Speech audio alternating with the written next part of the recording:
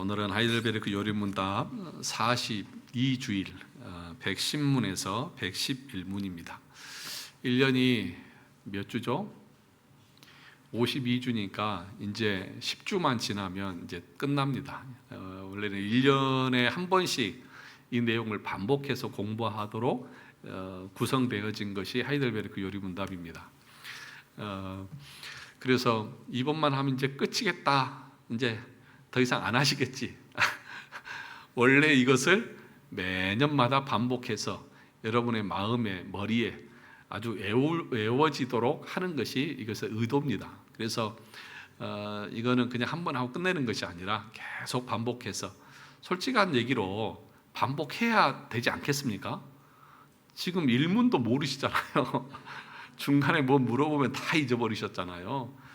그러니까 우리가 계속 반복해서 공부하고 우리의 신앙을 점검하고 세워가는 것이 필요합니다. 오늘 42주일 110문, 111문 제8계명에 대해서 우리가 함께 살펴보도록 하겠습니다. 같이 한번 읽어보겠습니다. 110문입니다. 제8계명에서 하나님께서 금하시는 것은 무엇입니까?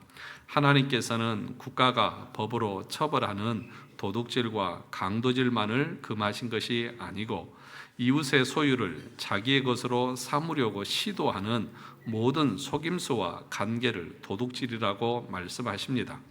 이런 것들은 폭력으로 혹은 합법성을 가장하고서 일어날 수 있는데 곧 거짓 저울이나 자나, 대, 부정품, 위조 화폐와 고리 대금과 같은 일, 기타 하나님께서 금하신 일들입니다. 하나님께서는 또한 모든 탐욕을 금하시고 그의 선물들이 조금이라도 잘못 사용되거나 낭비되는 것을 금하십니다. 111문, 이 계명에서 하나님께서 원하시는 것은 무엇입니까? 내가 할 수 있고 해도 좋을 경우에는 나의 이웃의 유익을 증진시키며 내가 남에게 대접을 받고 싶은 대로 이웃에게 행하고 더 나아가 어려운 가운데 있는 가난한 사람을 도울 수 있도록 성실하게 일해야 합니다. 오늘 제8계명 도둑질하지 말라는 계명을 함께 배우겠습니다. 도둑질이라고 하는 것은 쉽게 말하면 남의 것을 훔쳐가는 것을 말하죠. 그러면 도둑질이 성립이 되려고 하면 각자 소유, 자기 재산을 인정할 수 있어야 되겠죠. 여러분 각자에게 하나님이 주신 분복대로 각자 가진 것이 있을 것입니다. 그것을 누군가가 훔쳐가는 것을 가리켜서 도둑질이라고 그렇게 말합니다. 그런데 이것을 우리가 살펴보기 전에 먼저 선행되어야 되는 것들이 있습니다. 뭐냐 하면 우리가 누리고 있는 그 모든 것들은 그것의 주인이 누구이십니까? 하나님이시죠. 우리가 오전에도 배웠듯이 예수를 주라고 고백한다고 하는 것은 그분이 창조주시고 또 그분이 모든 것의 소유권을 가지고 계시는 분이다. 내 목숨뿐만 아니라 내 모든 것이 그분의 소유다. 그것을 우리가 고백하고 인정하는 것 아니겠습니까? 그런데 참 거짓말쟁이들이 많아요. 말로는 주님 그러면서 자기가 누리고 있는 모든 것을 자기 것인 양 자기 마음대로 하는 사람들이 많이 있다는 것입니다. 그래서 그것을 이 8계명을 시작하면서 제일 먼저 다루는 것이 뭐냐? 그것은 여러분의 소유가 하나님의 것이라고 하는 것. 그 소유권이 우리가 가지고 있는 소유를 인정하죠. 우리 개인의 소유를 인정하지만 그 이전에 그 모든 것의 원래 소유권은 누구의 것이라는 것입니까? 누구에게 있다는 것입니까? 하나님께 있다. 그것을 인정해야만 이 도둑질의 의미가 우리가 더 분명하게 드러날 수 있다는 것입니다. 그래서 1페이지 마지막에 보시면 시편 89편 11절에서 뭐라고 말합니까? 하늘이 주의 것이요 땅도 주의 것이라 세계와 그 중에 충만한 것을 주께서 건설하셨나이다. 하늘과 땅과 모든 것의 소유권이 하나님께 있다. 그렇게 성경 우리에게 주장을 하는 것입니다. 그런데 우리는 이 땅을 살아가면서 나에게 주어진 것이 다 내 것이냐, 나만을 위해서 살아가고 있다고 하면 그것이 곧 하나님의 것을 도둑질하는 8계명을 어긴 것이라는 것입니다. 그래서 두 번째 단락에 보시면 가장 악독한 도둑질이 무엇입니까? 모든 소유권이 하나님에게 있는데 그것을 내가 내 마음대로 하는 것입니다. 우리가 과거에 그렇게 강도요 도둑으로 살았다는 것입니다. 그런데 예수 그리스도께서 이런 우리를 값없는 은혜로 말미암아 그 피로 값주어 다시 사셨습니다. 그러므로 우리는 더욱 주님의 것이 되었습니다. 그런데 문제는 구원받은 우리가 매일매일을 주님의 것으로서 이 세상을 살아가고 있느냐 하는 것입니다. 내 생명, 내 인생, 내 재능, 내 시간, 내 소유, 내 가족 전부 주님의 것인데 우리가 그것을 인정한다면 어떻게 살아야 합니까? 그 소유권을 인정한다고 하면 내 시간을 내가 어떻게 사용해야 되고 나에게 주신 그 물질을 내가 어떻게 사용해야 마땅하느냐는 것이죠. 그런데 우리는 그것을 인정하지 못하고 생각도 못하고 살아갈 때가 참 많이 있습니다. 그래서 내가 가지고 내 마음대로 하는데 목사님이 무슨 참견이십니까? 또는 당신이 뭔데 이래라 저래라 합니까?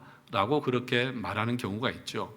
그러나 우리가 예수를 믿는 사람들은 우리의 모든 소유권이 하나님께 있다는 것을 전제하고 그것을 어떻게 하나님이 인정하시는 선하신 방법대로 사용하고 나에게 있는 시간을 어떻게 하나님을 위해서 사용해야 할 것인가에 대한 고민이 진지하게 우리 가운데에 있어야 합니다. 그래서 두 번째가 뭡니까? 청지기적 자세다 그렇게 얘기했습니다.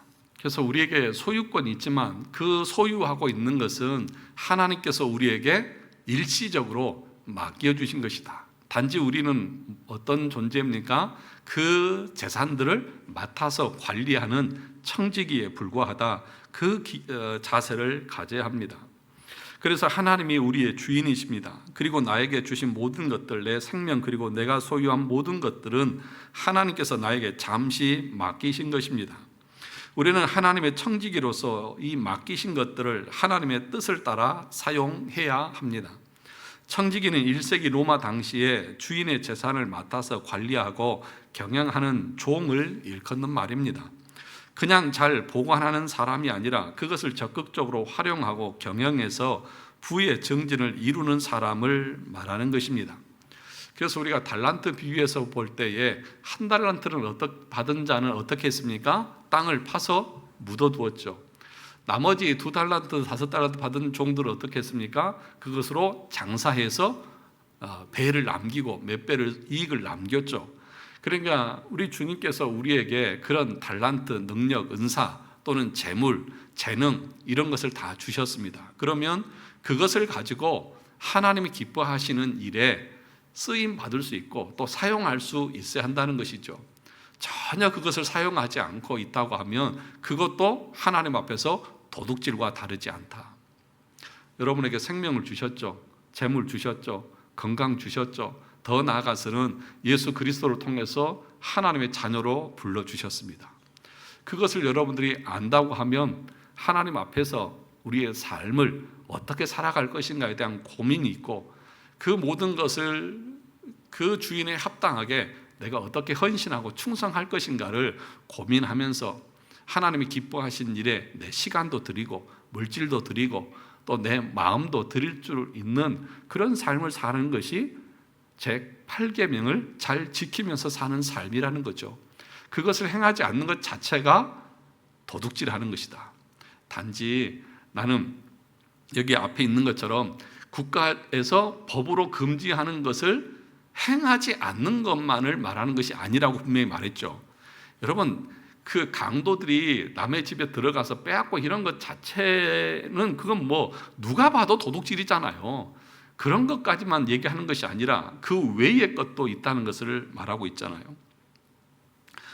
자, 3페이지 밑에서 두 번째 단락에 보시면 하나님의 창조 목적은 하나님 자신의 영광 그리고 하나님 나라의 영광입니다. 이 목적을 이루기 위해서 자기 자신과 자신이 소유한 모든 것을 쏟아붓는 자는 결국 마지막 때에 주님 앞에서 칭찬받는 종이 될 것입니다. 그러나 이 목적을 망각하고 그냥 자신이 인생의 주인이 되어 자기 마음대로 사는 사람은 결국 마지막 때에 한 달란트 받은 종처럼 하나님의 심판을 받게 되고 말 것입니다. 그러므로 8계명은 도둑질하지 말라는 계명 앞에서 계명은 가장 먼저 우리 안에 있어야 할 일은 내가 내 인생의 주인이 아니라고 하는 것을 전제하고 나에게 주어진 그 모든 것들을 주님을 위해서 사용할 수 있어야 한다는 것입니다. 그러면 4페이지에 돈에 대한 청지기적 자세는 어떠해야 합니까? 그러면 나에게 주신 이것을 어떻게 사용해야 되느냐? 첫째는 하나님의 영광을 위해서, 그리고 자기와 자기의 가족을 위해서 쓸 수 있습니다. 여러분에게 하나님께서 여러분이 애쓰고 수고한 대로 하나님께서 분복을 주시죠. 어떤 사람은 많이 주기도 하고 어떤 사람은 적게 주시기도 하죠.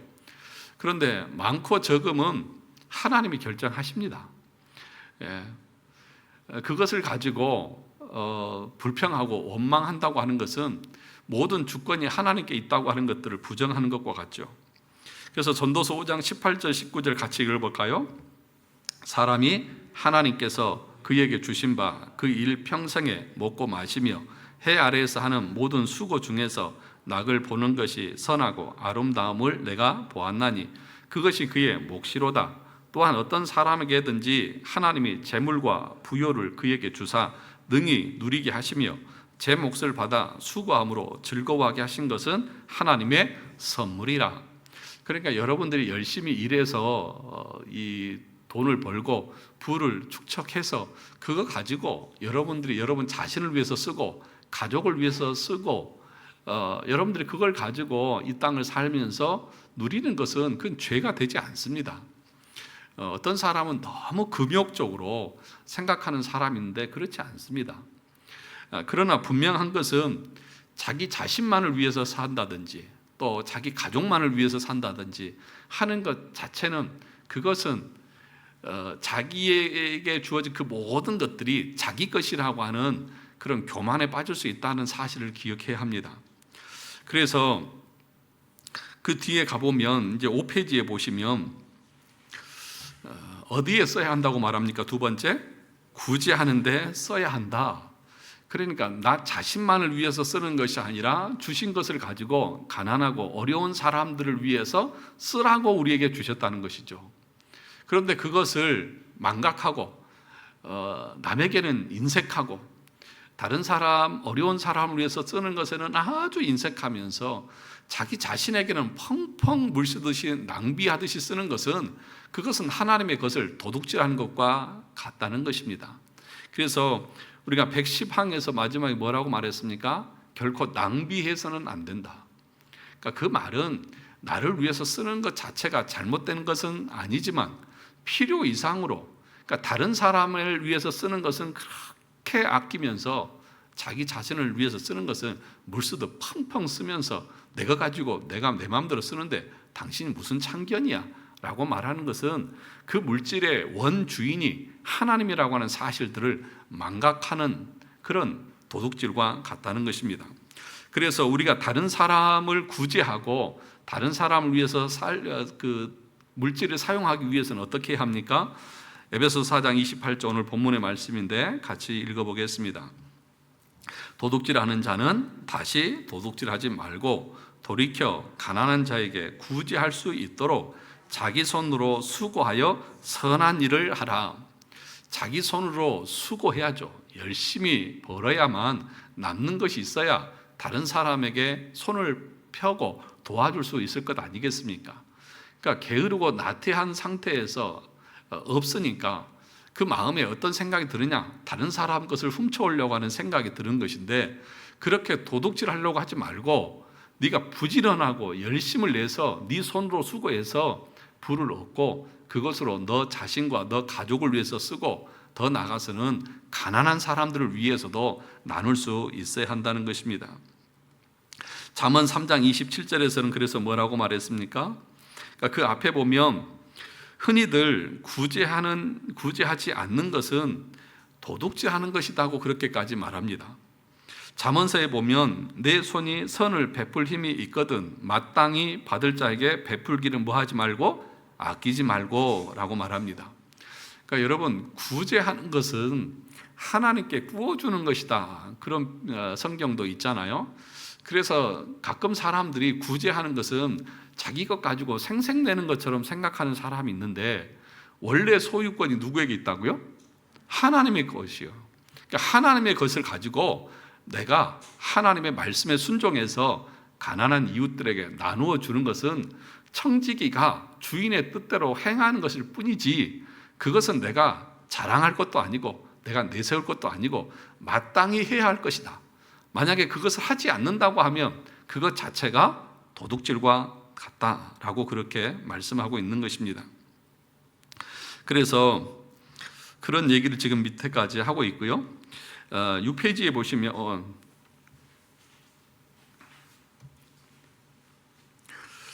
시간에 대한 부분도 말씀을 하고 있습니다. 5페이지 마지막에서 보면 시간도 우리에게 주어진 그 시간을 하나님을 위해서 얼만큼 쓰고 있느냐는 것이죠. 매일 우리의 삶 속에서 하나님 앞에 시간을 드리고 있고 그 시간에 말씀과 기도하는 삶을 드리고 있는지. 바울은 뭐라고 한탄했냐 하면 6페이지 중간에 보시면 다 자기 일을 구하고 그리스도 예수의 일을 구하지 아니한다. 그러니까 우리가 그 주님을 위해서 일하는 그 시간을 많이 사용하지 않는다는 거죠. 아주 인색하다는 것이죠. 주님을 위해서 뭔가 드리는 것에 대해서 아까워하는 그런 모습들이 너무 많다는 것입니다. 심지어는 주일 하루도 하나님 앞에 온전히 드리는 것이 불편한 사람들도 있지 않습니까? 그것도 청지기적 입장에서는 하나님의 시간을 도둑질하는 것과 다르지 않다는 것입니다. 그러면 네 번째로 도둑질의 원인이 어디에 있습니까? 첫째는 바로 소유 분배의 주권이 하나님께 있다는 것을 인정하지 않기 때문입니다. 모든 그 소유권이 하나님에게 있고 그 하나님께서 각자에게 하나님의 뜻대로 분배해 주신다는 사실입니다. 누구는 태어나 보니까 흙수저고 누구는 태어나 보니까 금수저예요. 그렇지 않습니까? 누구는 태어나 보니까 아버지가 이재용이에요. 태어나 보니까. 그리고 누구는 태어나 보니까 아버지가 김내선이고. 얼마나 불공평해요. 야, 참. 이런 낭패가 어디 있습니까? 그래서 사람들은 그 분배가 부당하다라고 생각하면서 욕심을 내고 또 그것에 대해서 불평하고 원망하는데 그것 자체도 합당하지 않다는 것이죠. 그래서 다른 사람이 가지고 있는 것은 어떤 부당한 것인 것처럼 그것을 자기들이 가져야 할 것처럼 착각하는데, 우리에게 있어서 가장 중요한 것은 뭐예요? 먼저 이 모든 부의 그 주권은 누구에게 있다? 하나님께 있다. 그러므로 우리에게 주어진 그 부가 얼마든지 간에 그 안에서 자족하고 그 안에서 나에게 주신 대로 하나님 앞에서 잘 사용하는 것이 무엇보다도 중요하다는 것입니다. 그래서 하나님을 원망할 것도 없고요, 부모를 원망할 것도 없어요. 아버지는 왜 목사가 돼가지고 이렇게 가난하게 사십니까? 우리 애들이 꼭 그랬거든요. 내가 우리 아빠를 볼 때 일하는 그 센스나 이런 걸 보면 직장 생활을 했으면 직장에서 잘 했을 것 같아요. 목사를 안 했으면 차라리 우리 집이 그래도 못해도 서울에 집 한 채는 있을 텐데 전세도 못 구하니 아빠 빚만 남겨놓지 말고 가세요. 이런 소리를 제가 듣고 있다고요. 참 안타깝죠. 그래서 참 저도 미안하기는 하지만 어쩌겠습니까? 하나님이 저에게 주신 것이 그만큼인데. 그러나 그 안에서 감사하면서 행복하게 살고 있는 거죠. 누구보다도 행복하게 잘 삽니다. 물론 미래를 위해서 또 그 나중을 위해서 저축하는 것도 필요하고 그것이 잘못된 것은 아닙니다. 보험을 들고 또 노후를 대비하는 것이 잘못은 아니죠. 오히려 그렇게 잘 감당하는 것이 지혜로운 것이죠. 그러나 거기에만 연연하면서 그것에 대해서 불평하고 또는 그것 한다고 하면서 가난한 자들을 구제하고 주님을 위해서 드리는 것에 대해서 인색하게 그렇게 하는 것은 합당하지 않고 하나님의 것을 도둑질하는 것과 같다. 저는 여러분들에게 과하게 막 빚을 내서 헌금해라 그렇게 말하지 않습니다. 여러분의 수입에 맞게 여러분의 가족과 생활을 잘 돌보면서 그 하나님 앞에 힘을 내서 더 하면 됩니다.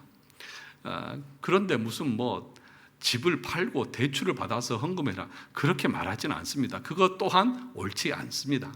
자기 가족을 위험에 빠뜨리면서 그렇게까지 하는 것은 합당하지 않은 것입니다. 두 번째 도둑질하는 이유는 탐욕 때문입니다. 우리 인간의 본질적인 그 심성은 이 부패해서 탐욕을 가지고 있습니다.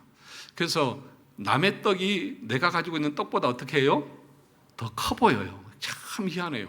저울에 재보면 무게는 똑같은데 왜 남의 떡이 커 보일까요? 그것은 우리 인간의 마음이 부패해서 타락했기 때문에 그런 것이죠. 그래서 왜 욕심을 내느냐? 내가 가진 것보다 저 사람이 더 가진 것 같고 더 많이 가진 것 같고 그런 마음들이 있어서 욕심에서 그런 도둑질이 나오는 것이죠. 세 번째는 뭐냐 하면 인간의 게으름 때문입니다. 일은 하지 않으면서 욕망은 있으니까 그것을 채우려면 어떻게 해야 되죠?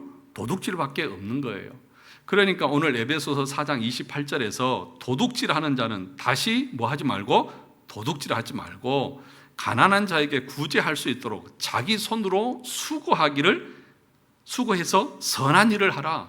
자기 손으로 수고하라. 게으르지 말고 열심으로 자기에게 주어진 직장 생활, 자기에게 주어진 그 직업 앞에서 최선을 다해서 살아가는 거예요. 그래야만 도둑질하고 싶은 마음이 사라지는 것입니다. 그런데 일은 하기 싫어요. 그런데 또 다른 사람들이 가지고 있는 것은 또 가지고는 싶어요. 그러니까 마음이 부패하니까 뭐가 생기는 거예요? 욕심이 생기고 도둑질하고 싶은 마음이 생기는 거예요. 그래서 여러분 도둑질하고 강도들을 보세요. 번듯한 직업이 있는지 없어요. 다들 먹고 놀고 그 불안당처럼 땀 흘리지 않고 뭔가 얻으려고 하는 그런 마음 때문에 전부 다 그렇게 남의 것을 훔치는 그런 모습으로 나오지 않습니까? 그런데 이 도둑질이 그것뿐만 아니라 뭐라고 얘기하냐면 부당한 방법, 거짓된 방법으로 부를 축적하는 것 자체도 다른 사람이 가져야 될 것들을 착취하는 도둑질이라고 그렇게 말합니다. 7페이지 밑에서 두 번째 단락을 보시면 그것도 힘드니까 결국엔 게을러서 다른 일 하기 힘드니까 결국 사람들이 뭐하고 사기치고 은행 털고 강도짓하고 훔치고 그런 식으로 한탕해서 돈을 벌려고 하는 것입니다. 그런데 이것은 너무 위험 요소가 많으니까 합법을 가장해서 여러 가지 눈속임을 통해 돈을 벌려고 합니다. 즉 적게 심고 많이 거두려고 하는 것입니다. 우리가 이런 것을 도둑놈 심보라고 합니다. 딱 일한 만큼 노력한 대가만큼 받으려고 해야 하는데 조금 일하고 많이 가져가려고 하는 그런 심보들이 다 도둑놈 심보고 8계명을 어기는 것입니다. 그래서 오늘 하이델베르크 요리문답에서는 대표적으로 뭐라고 말합니까? 거짓 저울. 시장에서 판매하는 사람들이 거짓 저울의 눈금을 속여가고 무게를 속여가면서 이득을 취하는 그런 방법, 그게 다 뭐라고요? 도둑질이라고. 다른 사람에게 정당하게 줘야 될 것을 주지 않고 가로채는 도둑질입니다. 저울이나 자나 대도 두 가지를 쓰잖아요. 팔 때하고 살 때하고 대가 다릅니다. 그런 식으로 자기의 어떤 부를 축적하는 그런 부당한 것들이 다 도둑질이다. 또는 위조 지폐, 또는 고리 대금. 여러분, 사람들에게 이자를 받으면 됩니까? 안 됩니까? 사람들에게 돈을 빌리면 돼요? 안 돼요? 로마서에 보면 사랑의 빚 외에는 어떤 빚도 지지 말라고 그랬죠. 여러분, 은행에서 대출 받아서 빚을 지면 돼요? 안 돼요? 돼요? 안 돼요? 여러분, 제가 보니까 지금 은행에 대출 없는 사람이 없는 것 같아. 그래서 대답들을 못하는 것 같아요. 여러분, 사랑의 빚 외에는 어떤 빚도 지지 말라는 말은 이런 그 금융적인 빚을 지지 말라 이 얘기가 아니에요. 빚을 질 수 있어요. 은행에 대출 받을 수 있어요. 그거 잘못된 거 아닙니다. 그러면 이자를 그 다른 사람에게 돈을 빌려주고 이자를 받으면 돼요, 안 돼요? 돼요, 안 돼요? 이자 받지 말라고 그랬죠? 그러니까 이자 받으면 안 된다고 그렇게 잘못 알고 있는 분들이 계세요. 정당한 이자는 받아도 돼요. 정당한 이자는 받을 수 있어요. 여기서 말하는, 성경에서 말하는 돈을 빌려주고 이자를 받지 말라, 그 말은 가난한 사람들이, 하루 먹을 것도 없는 사람들이 급전을 필요해서 돈을 빌릴 때에 지금 이 대부업을 하는 사람들처럼 100만 원을 돈을 빌렸더니 이자가 1000%예요.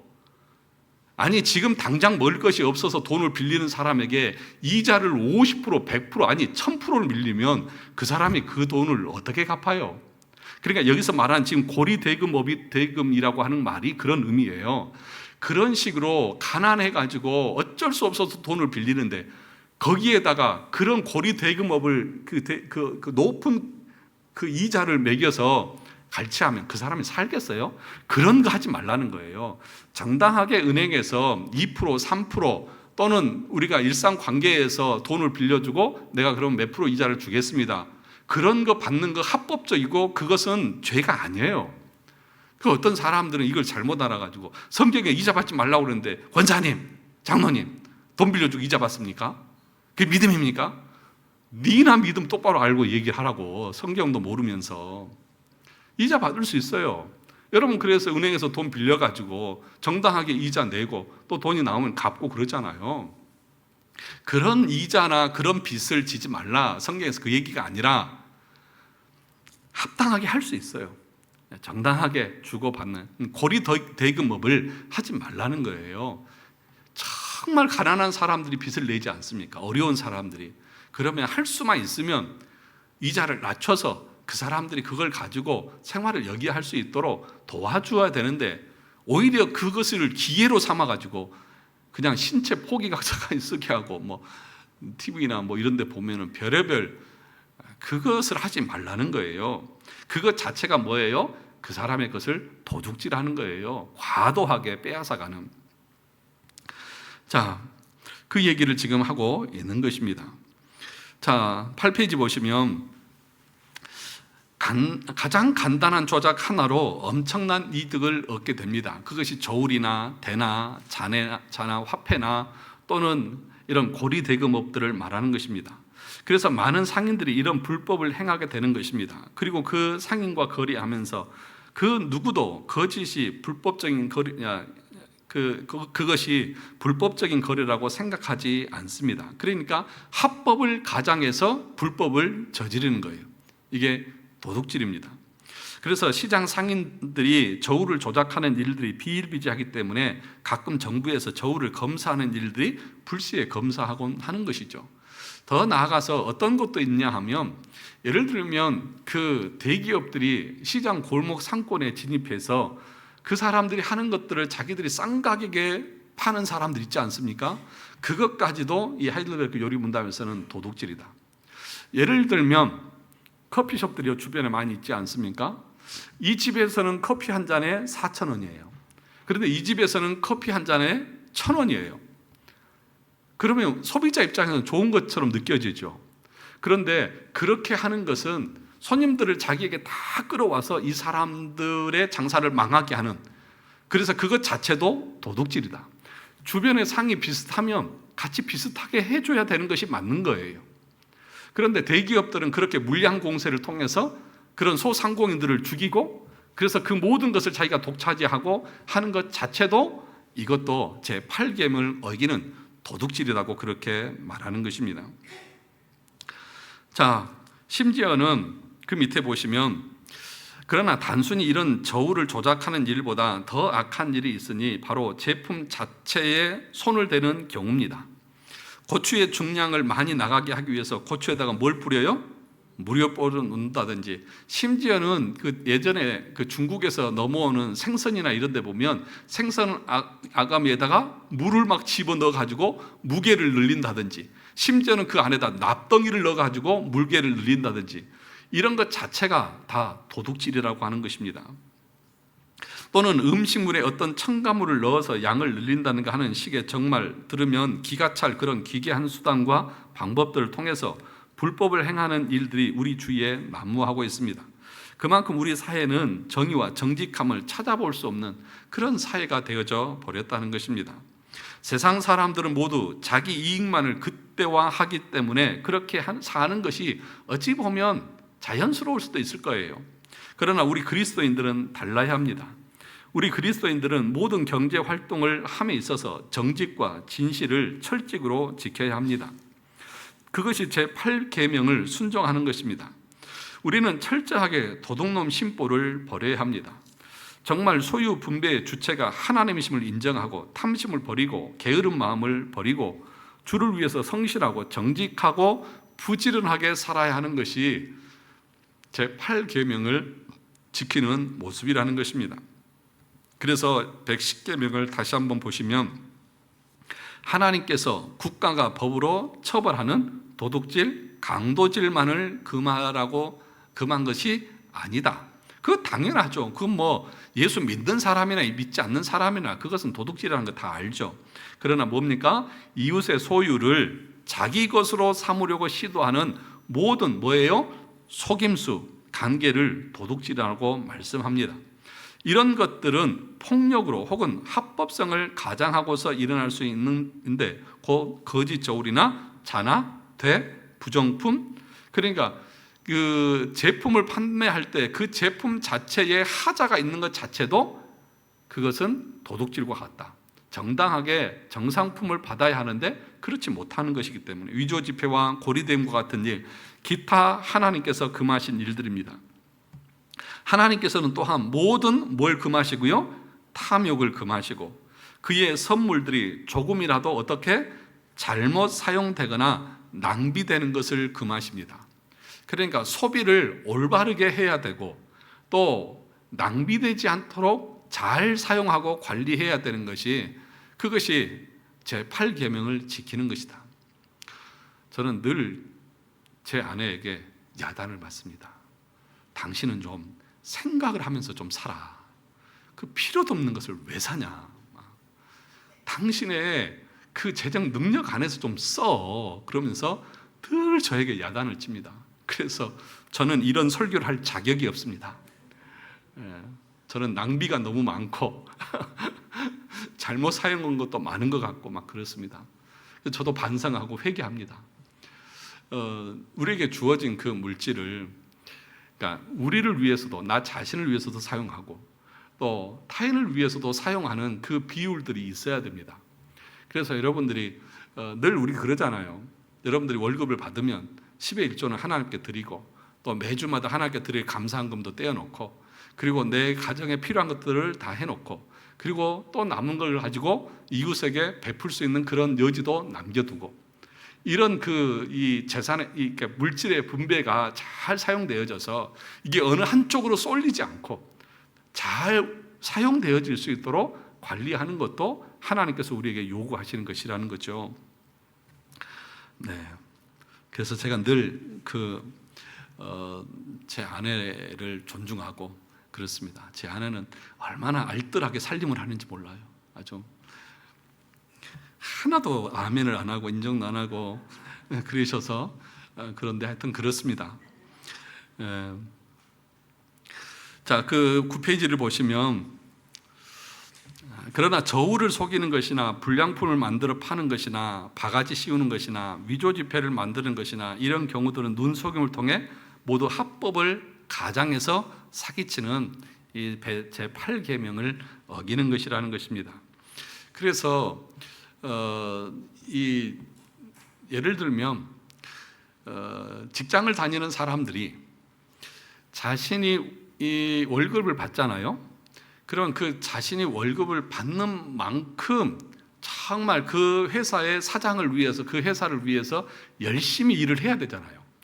그런데 농땡이를 피고 슬슬 눈치나 보면서 자기가 해야 될 일들을 정말 열심히 하지 않는 것 자체도 뭐예요? 제8계명을 어기는 도둑질하는 거예요.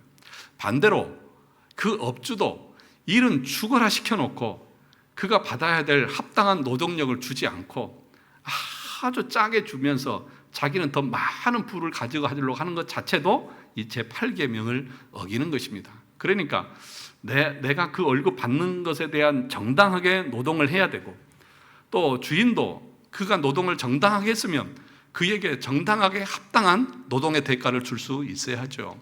그러니까 이게 참 올바른 게 뭐냐 하면, 이 사장이 부자가 될 수 있도록 직원들이 열심히 일해 줘야 되고, 사장은 또 그렇게 애쓰고 수고하는 사람들이 더 잘 먹고 가정이 잘 살 수 있도록 더 많이 주려고 해야 되는데, 이게 인간이 타락하고 부패해서 반대예요. 어떻게든지 일 안 하고 대충 시간 때우고 월급 받으려고 그러고, 또 사장들은 수익이 많이 나도 수익 없다 거짓말 치면서 남은 것이 없다고 그러면서 어떻게든지 안 주려고 그러고. 그래서 저는 잘 경제에 대해서는 잘 모르지만 우리나라가 항상 연말만 되면 그 시간당 얼마를 줄 거냐 그거 정하잖아요. 그 몇십 원 가지고 막 그 조정위원들이 막 몇 달을 막 싸우는 걸 보잖아요. 무슨 제가 사업하는 사람도 아니고 그래서 잘은 모르겠지만, 그러나 정말 우리가 정말 열심히 내가 이 사장을 위해서 열심히 일하려고 하는 마음이 있고, 또 사장은 저렇게 열심히 하는 사람에 대해서 정당한 대가를 주려고 하는 그 마음이, 그것이 합당한 것 아니겠습니까? 그래서 여러분, 우리 성도들 중에 사업하시는 분이 계시면 직원들에게 너무 인색하게 하지 마시고, 그렇다고 해서 내 것까지 다 두라는 얘기가 아니라 그분에게 합당하게 주려고 하고, 또 직장을 다니는 분이 계시다고 하면 여러분이 그 월급을 받는 만큼 최선을 다해서 그 회사에 유익이 되도록 애쓰는 그런 모습들을 가지셔야 됩니다. 그것이 제8계명을 지키는 것입니다. 아멘 하세요. 예. 제가 보니까 우리 성도들은 정말 열심히 직장 생활하는 것 같아요. 저희 딸이요, 직장에서요, 자기 팀에서 실적이 1위예요, 1위. 그래서 상을 받아서 10만 원을 더 줬다고 그러더라고요. 우리 딸 놀고 먹는 거 아니에요. 열심히 일하더라고요. 그래서 잘한다고 그랬어요. 그렇게 열심히 해야 된다. 인정받아야지. 목사님 딸답다. 제가 칭찬해 줬어요. 모르죠. 근데 그렇게 이제 그 업무 평가를 1년마다 해서 발표를 하는데 우리 딸이 최고였대요. 그 정도예요, 제 딸이.